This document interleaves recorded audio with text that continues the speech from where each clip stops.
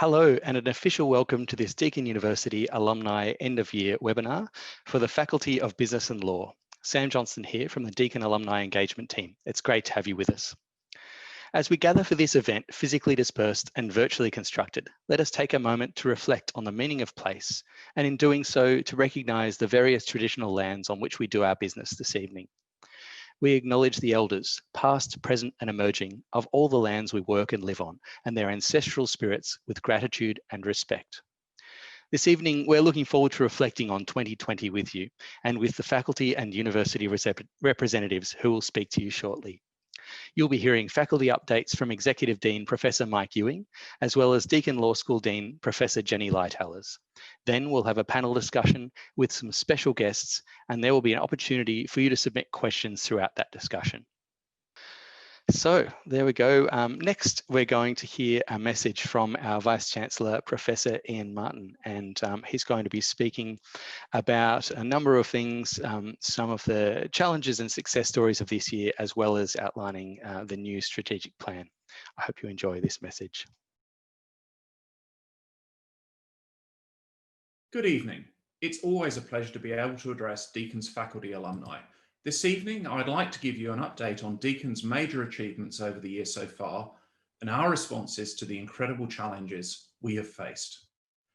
I also want to spend some time describing our future plans in this very changed world.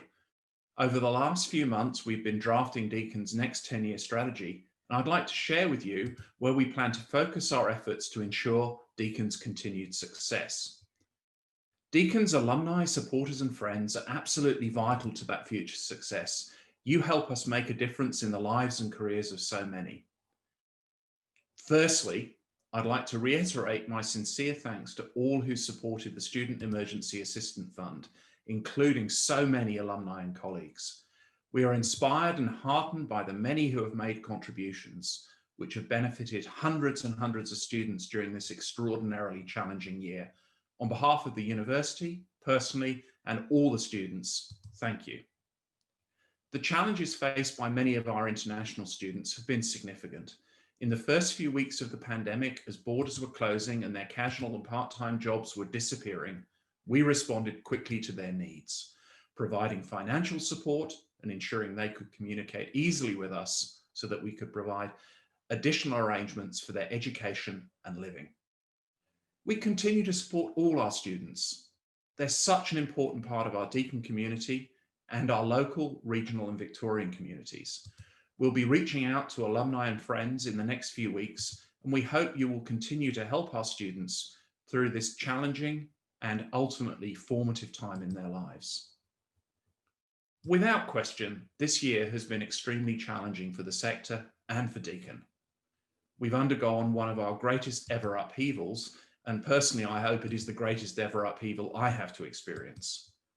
We know that there is still a huge amount of uncertainty and challenges to overcome, but as we leave 2020 and enter 2021, I have an overwhelming sense of optimism about the importance of universities in the recovery of Victoria and Australia.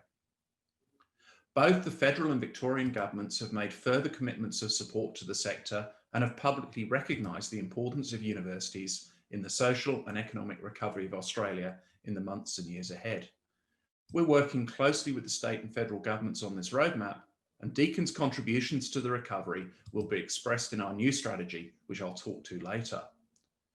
Our outstanding digital capability has served us so well this year, and the transition to almost a completely online university has been a very successful one. This is absolutely a direct result of the talent and hard work of our academics and professional staff working in partnership with our students. We've seen resilience across all of these communities. Despite all of the challenges, our student enrolment numbers remain strong, higher than at this time last year, and indeed up 4% overall. This has been driven by domestic enrolments, which are up around 8%, buoyed by high demand given the challenging employment market, but also a strong contribution from the government subsidised short courses, mainly focused on postgraduate coursework. However, international student numbers and the stories of our international students are a different story, of course. For this year, We're down 7% overall, but importantly, new commencers are down by 28%, and we expect this to fall further. Despite this, we're working hard with our international networks, particularly in India and Indonesia, on study models that begin courses offshore, then transition to on-campus as the travel restrictions hopefully ease through the later parts of 2021. We're now the largest educator of Australian domestic students in the country, having overtaken Monash in this respect. But, and very importantly, this has not come at the expense of student experience. We retained our #1 rating in Victoria for overall student experience for the 4th year in a row, making 10 years in a row if you include the previous measurement system. Indeed, we are the leading Australian public university in this regard. Deakin cannot function on its own, and this year has seen some new partnerships and endeavours.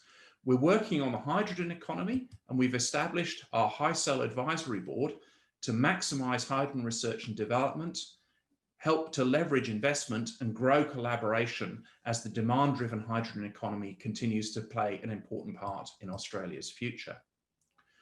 Internationally, we've established a partnership between Deakin Co and Tata Management Training Centre in India, delivering blended education programs for organisations that will have unique needs post-COVID. We're now casting our ambitions for the next decade in the form of our new strategic plan. The plan will deliver a sharper focus on how we add value to our students and our local, national and international communities. It will be embedded in 2 core activities of education and employability and research and innovation. Our education will focus on course offerings that support students at all stages of their careers. It will integrate career thinking and employability skills into almost all of our programs. We'll focus on high quality short programs that can be built into formal qualifications and make sure that we deliver distinctive blended student experiences using the best of digital and physical campuses across all of our sites. Alongside our education, our research and innovation will see further strengthening of our already strong mutually beneficial partnerships with industry, government and the community. We'll continue to grow our innovation ecosystem with local and international partners, and in doing so, strengthen international engagement and facilitate longer-term local and international collaboration.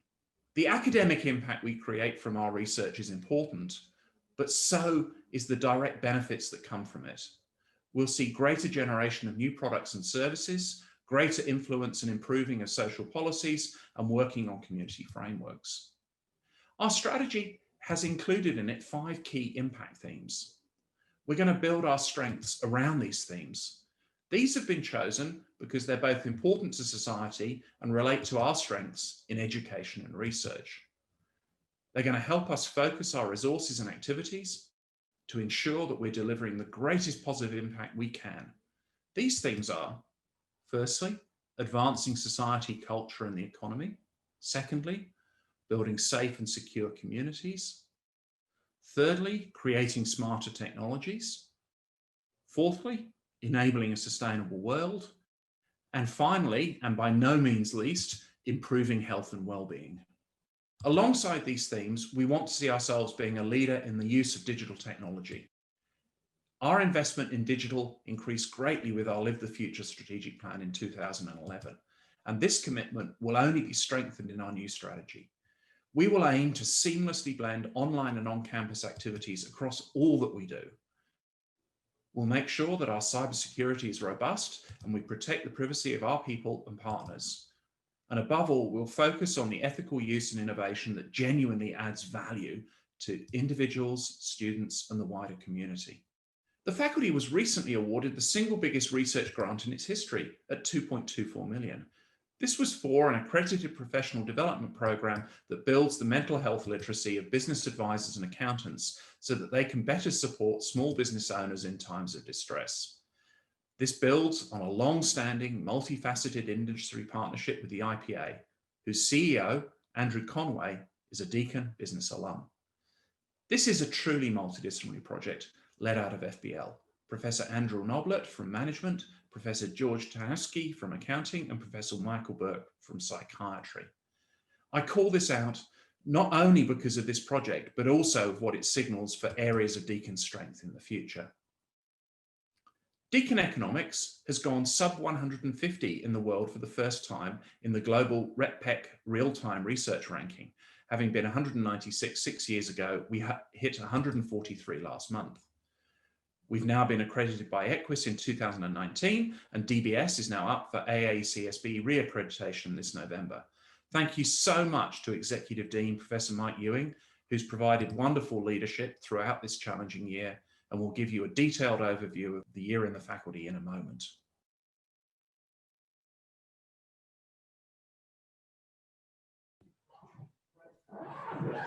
Thank you very much to Vice-Chancellor Professor Iain Martin for that message. And I've been told that we have a number of people joining us on Facebook Live from around the world. So welcome to you, and it's great to have you with us.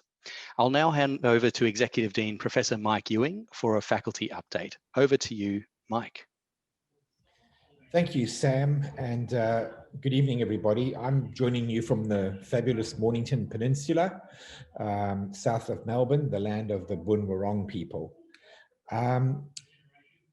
The Vice-Chancellor has outlined some of the key achievements, and I really don't want to brag and go on and on about all the rankings and things like that. Let's just say it's been a good year for Deakin, putting aside COVID.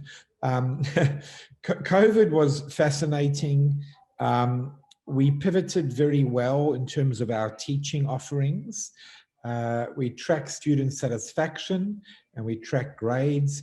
And trimester 1 of 2020, student satisfaction was higher than trimester 1 of 2019, and grades were up.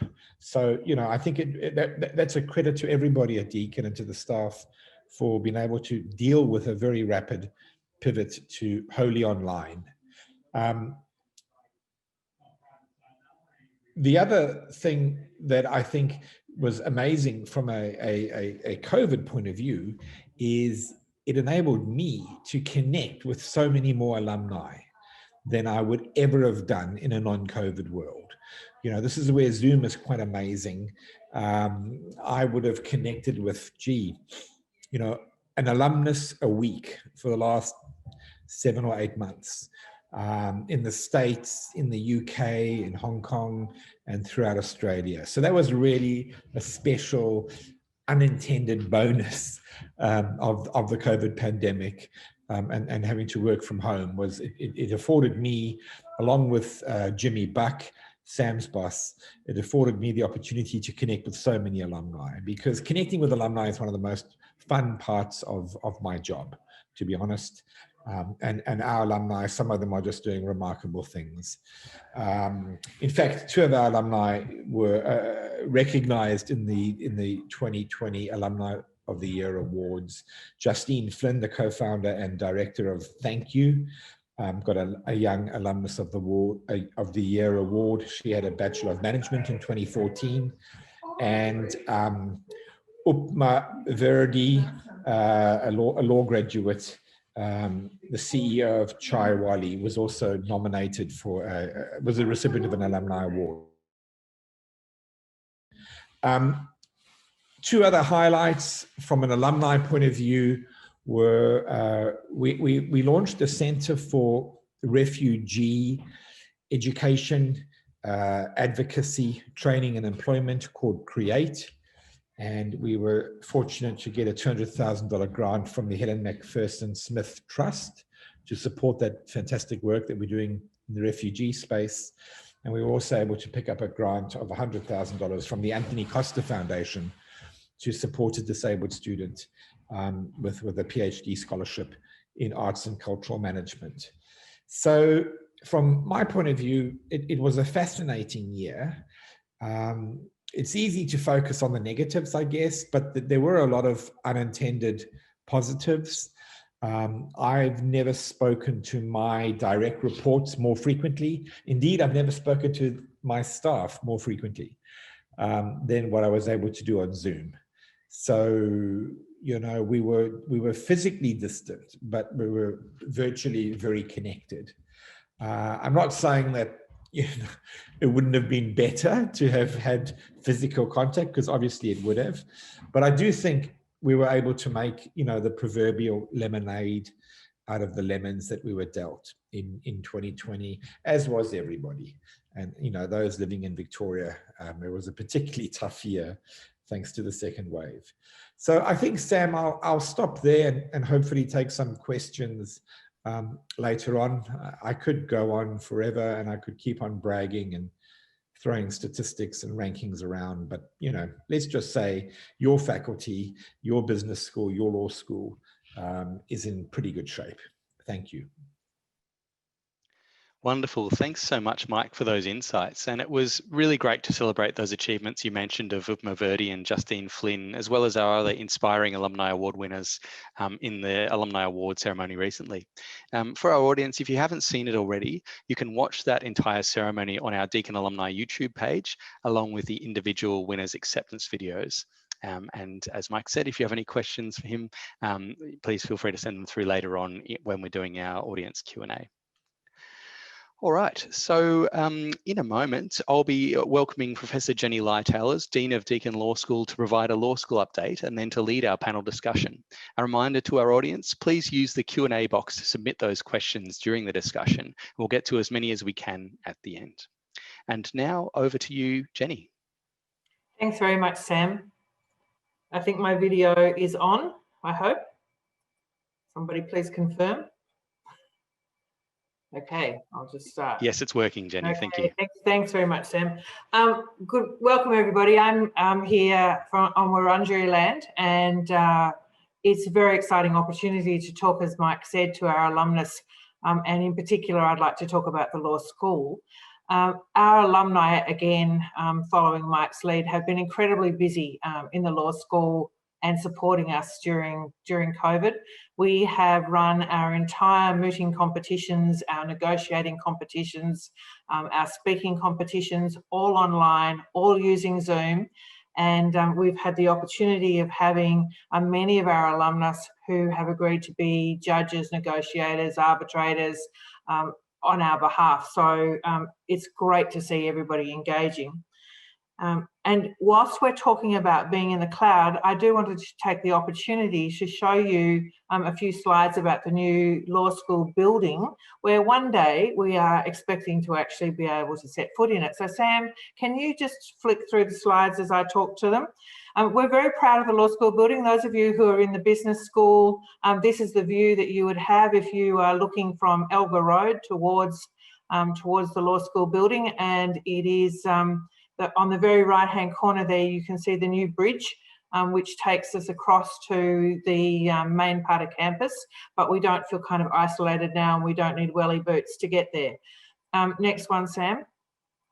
So this is just another view of the outside and across to the car park. Next one, Sam. Thanks.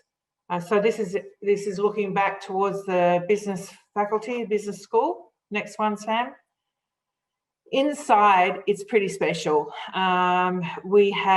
Coincidentally, we have fabulous COVID air conditioning. You can see that those windows on the sides all are slotted and open and let air in, notwithstanding the fact that we designed them and built it before COVID. The floors, there's 7 floors of the building, and there's lifts and stairs. Next one, thanks, Sam. And these are some of the teaching spaces as we go around on the different floors.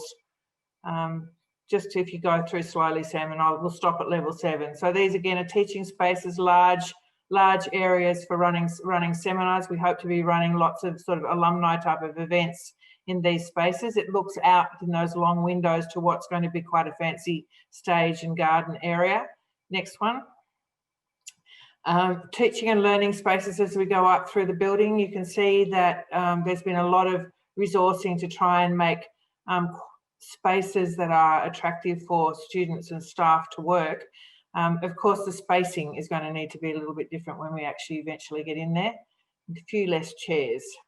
So cafe downstairs on the ground level to supplement the ones that are around already. And this is the law school floor. So we're pretty excited. Since I've been the Dean of the law school, we've been in temporary accommodation. And so this will be the home for our HDR students and our staff, and it's a fabulous light and bright space, and as you can see, it's also got views. Next one. Just another view of some of the working spaces. Again, they're going to have to change around a bit and have a few chairs taken away, but some nice working spaces. And I think the last one, Sam, is the moot. No, okay, is the moot court. And so we have now actually our own moot court, which is all portable and slides away into other areas so that we can have open plan events and seminar spaces and function areas, but that we can also run our own moot courts, which is incredibly important to try and give our students practical skills and to have them be ready to stand up and speak on their feet and for all the sorts of work that they're going to do in the future. So I think that's the last one, Sam, but when I talk about the oh yeah, kitchen's always important. It's interesting that we have such a fabulous building to move into when the things that I'm going to tell you about now about how we managed without buildings, without walls, to continue with more than 3,000 students in the law school across our double degrees, our LLB, our Juris Doctor, our Masters and our PhD students. At the beginning of the year, a third of our students were enrolled as cloud campus students across every state and territory in Australia. And of course now 100% of our students are cloud campus students. Mike mentioned the exams. Of course, those of you who've done law exams will realise that they're always invigilated. Now we have 48-hour take-home open book exams. So the exams are harder, but the results are good. So in the last 5 years, the JD program has, from a low base, multiplied in size by 5, I think, more than quadrupled in size. We're very pleased that our JD students, who are all postgraduates, they're looking to either extend their role within their existing firms and businesses or to actually change careers. And so it's a fascinating mix of people who are doing the JD. And we are trying to engage, and there might even be some of them here tonight, because we are trying to build the bridges between our alumni and in particular our JD students in terms of supporting them getting jobs.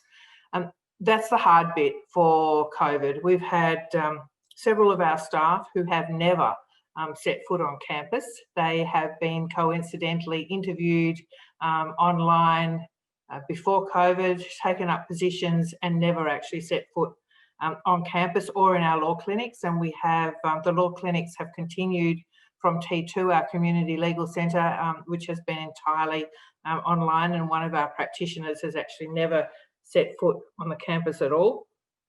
That said, it's going gangbusters. And of course, there's lots of legal work, as you'll hear when we get on to talking about our panel. In terms of the Vice-Chancellor's comments, we've made our 2 big themes in the law school that we're focusing on, which are probably pretty encompassing of the areas that the Vice-Chancellor covered, law and society and law and technology, which makes me very excited to be able to introduce you to our panel members who really speak in some of those areas. So I think, Sam, it's probably time to actually just move on to the panel. And to introduce you to our panel members, and I'll do it quickly because it's more important to hear what they say than a long description about who they are. But Professor Anne Wyatt, who's our newly appointed Head of Department of Accounting in the Deakin Business School, Anne has been personally affected by COVID, having taken up the job at Deakin and come down and moved to Victoria from Sydney just as COVID was about to start. She is a exceptionally well-credentialed, published author, editor of various journals, regular invitee to speak and to produce commissioned research. Our second panellist is a DBS alumnus, Reuben Williams. And I'm going to tell you, and if I could see you and hear you, I'd know you were looking immediately, which is exactly what I did. But Reuben was stood down by Cricket Australia at the beginning of COVID, and he has actually established his own podcast, SportsGrad. And if you turn it on, I'll know you have, because I can hear the music. He has a double degree from Deakin in sports management and exercise science, and he has diversified extraordinarily. And our third panellist is a law graduate and law alumnus, and Bonnie is the head of the alumnus chapter in the law school. But in her day job, she's a principal lawyer and head of the family law department at Coulter Roache. She works in Geelong and in Melbourne. So she's in and out of the ring of steel. I want to hear how that works. And she works extensively in family law, parenting matters, family violence, and complex property disputes, all of which I think might have a real focus in COVID. So panellists, welcome. It's lovely to have you here. It's fantastic that you can spend some time with us. I'm going to start with a question to Anne. As I said, you've moved, I think, Anne, from Queensland to Victoria and into a new role in Victoria without ever actually going to work. Can you tell us a little bit about it? How you feel about it? Absolutely, Jenny. So welcome to all the alumni out there. So I came from Brisbane to Melbourne to start in my new role. And so on the first morning, I was in my tiny little one-bedroom flat in Glen Iris, virtually in the kitchen, and looking at my screen thinking, well, what now? And it was quite what I thought would be a challenge, but actually it turned out to be an awesome first day, and as have the days that have gone by since then. And I think one factor that really helped for that easing in from my kitchen was the incredible processes and the importance of having effective people and effective processes. So I had a huge amount of help, and one day just followed another. And so I also learned, I think Mike alluded to this, that while some of us have been quite daunted at times about the technology we're working with and the Zoom meetings and the Teams meetings and so forth, that there are some things that work rather well. So, for example, my department has a 4:30 p.m. Friday afternoon informal catch-up, and I can guarantee that if in normal times I rallied the team and said, wow, we're going to meet at 4:30 on Friday afternoon, there wouldn't be too many takers. So I also, in terms of what I've learned about the process through this process, is that, you know, we're all different, and every organisation and every smaller group at an organisation will have a lot of different people, different circumstances, and we all deal differently with the isolation that some of us have had to deal with. For example, I've been here now 4.5 months stuck on my own in an apartment, and I think I'm well off compared to some of the stories that I've heard. So I think it's a time when we have really reached out on a regular basis to our colleagues, and I think it's brought the community, certainly the business school and in my department, the accounting department, really much closer. I just wanted to also say that, you know, on the bright side, adversity and change does present a real catalyst for thinking outside the square about how we can get things done in ways that are different compared to being able to have a face-to-face contact with our colleagues and our students. And so there's been a lot of innovation right across Deakin and in the business school, working out ways to, give students a really excellent student experience and very good high-quality outcomes with education. So there's been a huge amount of work in small ways and big ways to achieve these things. And just one other thing I'd say is that I think I wouldn't be alone in saying that the situations that we've found ourselves in this most unusual 2020 have really shown how important the social part of our work is and the collaborative part of our work. And so we have found other ways to do these things, but these things have really been highlighted for me. How fortunate are we? I mean, Anne and I have actually never met, and we've collaborated quite a lot on Zoom. Reuben, I think that you were actually really truly dumped in the deep end, having started what sounded like an amazing career with Cricket Australia and then being laid off because of COVID. And Anne mentioned technology, and you've taken it to a longer extreme. Tell us about what you've been doing.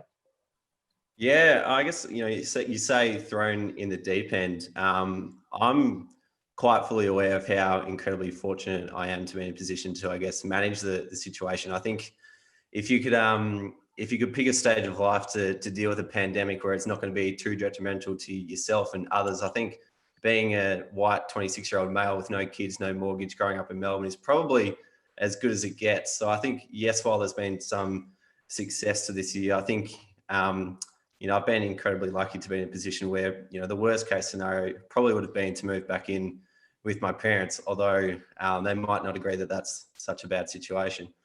So I guess when the worst situation in my mind was still better than, I guess, how so many people around the world kind of live their life, the biggest risk for me this year was not doing anything at all, to sit on my hands and kind of hope that I wouldn't regret not making the most of the opportunity that I've got. And I guess that was kind of the attitude I took when, when I got stood down, or when the stand downs were announced from Cricket Australia back in April. And that kind of spurred me to take action throughout that entire period. So when the stand downs got announced in the last week of April, I was kind of asking myself, as everyone else was, what should I do? How should I spend my time? We had until the end of June at that point to come up with something until the organisation would be brought back on. And at this point in time, I had started a little side project that had been ticking along in the background for 3 years at this point, called SportsGrad. And it had been a YouTube channel that I started during my last year of uni at Deakin. And it existed to share the insights of people working in the sports industry for the benefit of students looking to get into the sports industry. And I'd got a lot of kind of, validation from the fact that it was serving a need and a purpose. And, but I hadn't really kind of given it the love and attention that it probably needed to be a good thing. And so that's when when the stand downs got announced and I had, a couple of months to kill, I thought to myself, when am I ever going to get the chance again to work on a business or an idea that, that I truly love? And so I was chatting with a friend of mine, Chris, who was a former colleague of mine as well. And I said to him, I might just go and move down to the beach for a couple of months and spend my time in lockdown down there. And he goes, oh gosh, I would do that if I didn't have a mortgage and other things to pay off. And that kind of said to me, here's a bloke who's in his early 30s who would love to do this sort of stuff, but he's got these other things tying him down. What's stopping me from doing that? And so I thought I'd have to do this. This is something that's never going to come around again. And so I jumped onto Airbnb, found a place down in Lorne where I could ride my bike along the Great Ocean Road every single day, and locked myself into this studio to begin working on SportsGrad and look at how I can, how what was traditionally a YouTube channel can be turned into a business and start to serve more people on a wider scale. And so that started to develop over the 2 months I was down there, and I was on a lot of Zoom calls with a lot of students to find out what their problem was and what they needed, and how my experience from being fortunate enough to start my career at Cricket Australia can help them start their own dream job in sport. And that's when we got the idea to transition to a podcast. And so previously, doing the YouTube videos is pretty lonely work and pretty laborious work as well. So I called up my friend Ryan, who I got on very well with, and I said to him, do you want to do a podcast together? And he was a bit hesitant at first, and then eventually said, yep, sure thing. And we got together and started working on that. And by the end of June, Cricket Australia updates had kind of been coming out of there about what's going to happen, what change is going to be made permanently after this. And that's when I got the news that I would be made redundant. I'd be no longer returning to Cricket Australia, which was pretty upsetting, because cricket's been this, my main sport for my entire life. And so to work at Cricket Australia was always my dream, and to have ticked that off was incredible.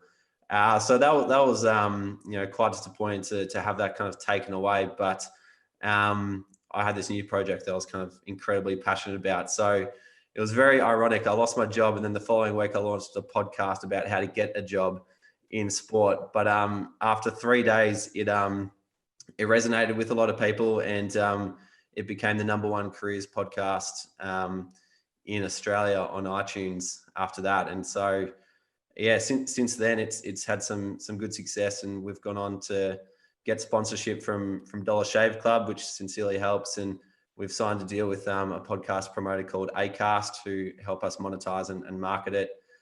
We even got a News Corp appearance in the paper, which was nice. We're up to about 40 odd episodes now, and have done over 15,000 downloads, and which has led us to do a bunch of different speaking gigs, ironically at Cricket Australia as well. They kind of invited us back in to see how we were doing. And then now the business side of things has kind of evolved and developed into a membership where we deliver monthly webinars to students at a kind of entry-level price to kind of help them acquire the skills that they might not get from their traditional education, but would need to get into the sports industry.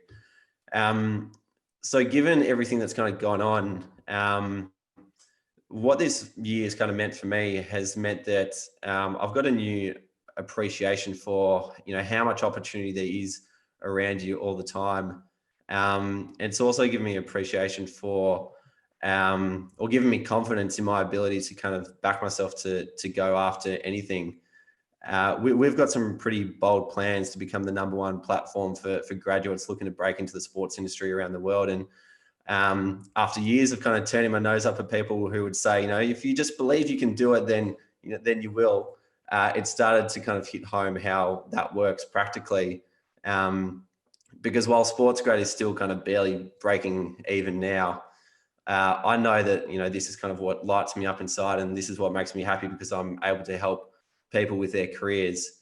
And, and that's a feeling that I'm kind of driven to chase, no matter how long it takes to become sustainable or reach the heights that we dream it of reaching. So I think more than anything, this year has given me confidence to chase whatever it is that I want from life, because it's, I've been able to create the evidence for myself to suggest that I can do it. So Sam, I can see that you're well kitted up with the proper microphone. I like the idea of going down to lawn, and the bike sounded really good. And now I'm going to think hopefully need another podcast other than Trumpcast. So I am looking for other opportunities. So I'll have another look at some more episodes. Bonnie, if I move to you, so Reuben's had it pretty good. He's been able, despite all sorts of difficult things, to develop a new business. And Reuben, very impressively, to pull together your double degree expertise as well, even though you're not actually playing cricket. Anne has described lots of opportunities, but also being stuck in a pretty small space. Bonnie, you're really at the coal front in lots of ways, because we've heard a lot on the radio about issues on TV about family violence, difficulties of people being stuck in together, mental issues that would probably flow pretty directly to a family lawyer. So can you tell us a little bit about how you've managed and what the areas are that you've had to deal with? Yeah, thanks, Jenny, and thank you for having me. It's great to be here. It has been an incredibly disruptive and challenging year so far, particularly for the families out there, and particularly those who may be going through a separation or are victims of family violence. And then also for the profession dealing with those issues, and I'll talk a bit more about that in a moment. But for the families out there, there's been a huge surge in separation, something we haven't really seen for a long time. Probably the last time we saw a big surge like this was around the time of the GFC and after that. And it's been a dangerous and worrying time for a lot of people who have been forced into lockdown, potentially with perpetrators of family violence, and they've been put in quite dangerous situations. And it's been quite difficult for a lot of people to find the courage to leave or reach out and get support to leave. Police have been wonderful in supporting people, getting out of difficult situations, but often people have found that they haven't had anywhere to go, or they don't know what's available to them and where they can go. So we have certainly had a lot of people coming in and needing assistance through that process, and then assistance from other services available to them as well. The problem then has been that once they may have left that situation, or if parties have separated who may not be dealing with family violence issues but still need assistance from practitioners in the courts, we've had a major influx into the courts of further work arising from separation and domestic violence issues, which has then created an enormous workload for the court to try and process in now a remote forum, which has then created a lot of adjournments and a lot of delays. So certainly the family law system is sort of starting to buckle under the pressure, really, and I think everyone's trying to wade through the amount of work we have at the moment, and also support these families who really, really need that access to justice at this time. So Bonnie, can I interrupt you a second? Two things. I was supposed to actually ask people to post questions. So if you have questions, can you please post them? And Bonnie, you mentioned the police and you mentioned courts, and I've a little bit of experience about, well, one, the Ring of Steel, and police are being very multi-skilled these days. But talk to us a little bit about the courts, because I understand everything's online and virtual now. And one of the things we were talking about was sometimes that's an easier thing. Anne mentioned, sometimes it's easier, and the virtual courts are clogged, but in some ways it's an easier access. Is that correct? That's right. And I think, yes, it is. There's been still those major delays, but it certainly has created more accessible access to justice for people. We've got a matter at the moment which we've been dealing with throughout the pandemic. That's been an international child abduction case from Bali to Australia. So the parties were originally, one of them was in Bali. He also then came to Australia, and then we've had interstate issues with that same case, which has been difficult with the border restrictions between Victoria, New South Wales and Queensland. But because of the remote court hearings, we've still been able to participate. The client's been able to participate, in ways that may have otherwise been quite difficult and costly if we were sending barristers interstate or had to send instructing solicitors. So there certainly has been that aspect of, creating more accessibility for people. It has been a huge adjustment, I think, for the profession, getting used to that online remote working. It can be a challenge having remote hearings at times. Can be, sometimes I think people may take it a bit more casually than it should be, and sometimes litigants may behave in that way as well. So there are those challenges, but it has been good to see a shift, and that the courts can continue operating, notwithstanding being able to have people in the courtrooms themselves. So let me segue in that case to Anne. And so you've actually had that interesting experience in courts. Anne, what changes do we see for accountants and accounting as a result of COVID? Okay, well, the thing that remains the same is that accounting is the language of business. So when we're, communicating and understanding, evaluating performance, accounting is there, and it's something that at every level, at the board level, every level of a business, accounting is important. So it's particularly important when the chips are down and a business needs to understand exactly where they're sitting from a liquidity, from a solvency position, from an operating position, and in terms of managing the process forward. So managing when turnover is either zero for many small to medium businesses in Victoria, or turnover is actually very low. So to look at how the different resources in the business can be managed and leveraged to ride out the storm. And of course, not all businesses survive, sadly, and particularly very marginal businesses, which, marginal businesses are great. They give, give a lifeline. They give a living to those business owners, and often a lot of enjoyment.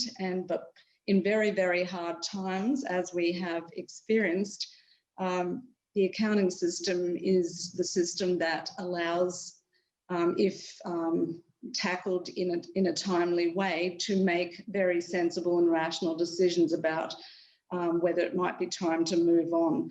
So in the Deakin Business School and in the accounting department, we have had some, I wouldn't call it opportunity, but we have actually jumped into the space to provide assistance. So in relation to the IPA SME Centre in the Deakin Business School, we have had the SME Centre collaborate with IPA, with Beyond Blue and a number of other organisations to build, to test and to work on rolling out mental health training for accounting professionals to all the different areas that accounting professionals go, particularly in working with small to medium and micro business owners. So there's an epidemic of mental illness and mental distress at the moment in those areas, in the micro, small to medium business. And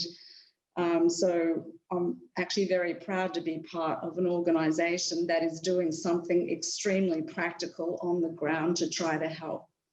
So, yeah.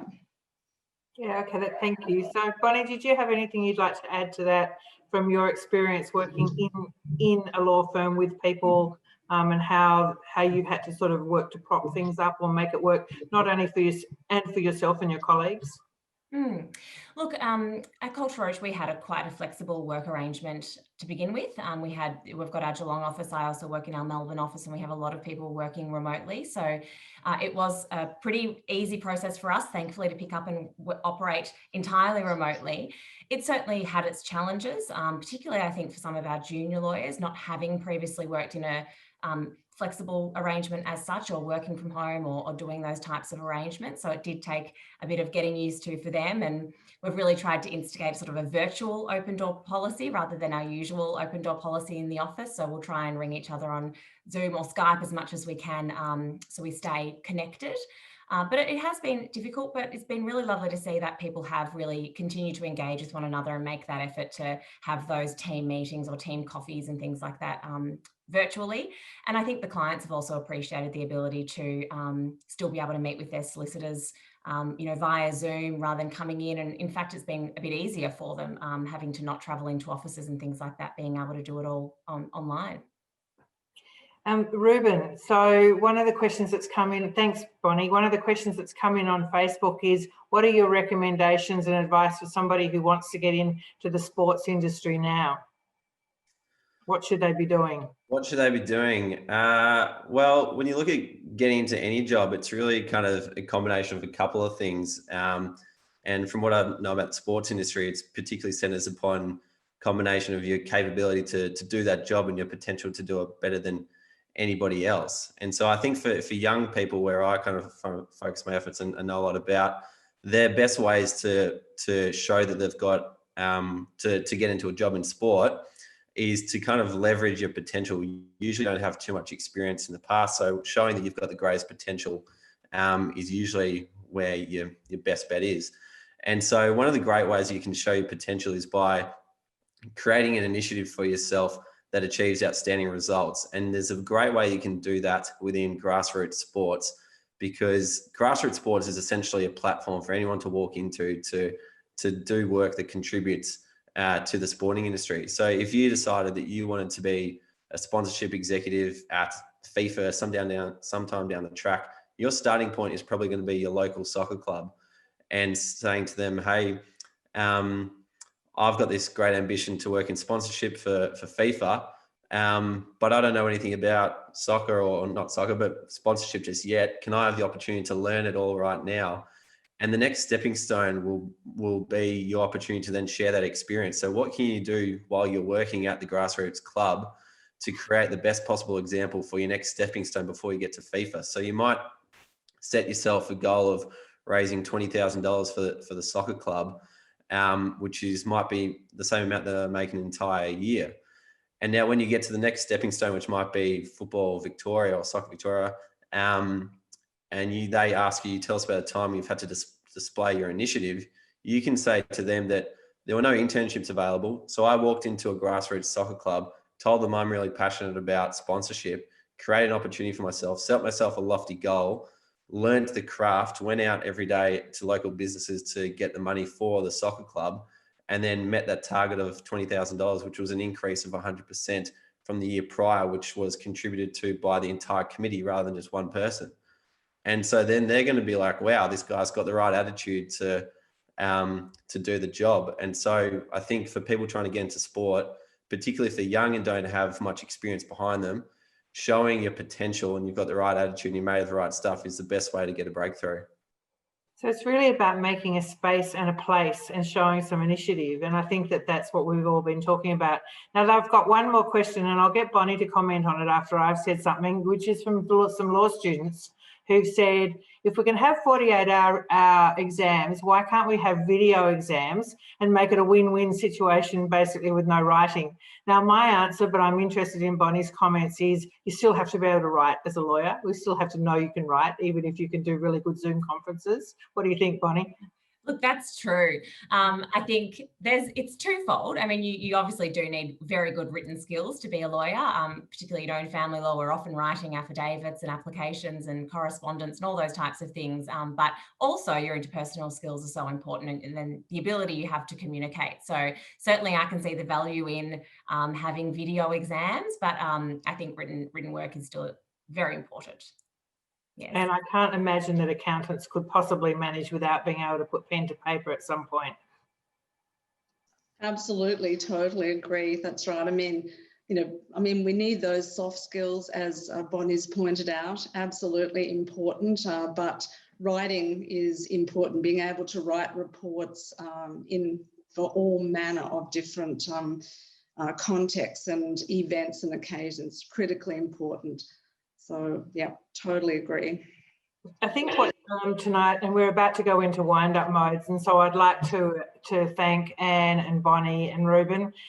What has particularly shown me, and hopefully our participants, is that there are our alumni. There's so many opportunities and so many ways that people have positively managed, not just coped, but positively managed and developed opportunities, right from where Reuben has lost his job to making a whole new career. Congratulations, Reuben.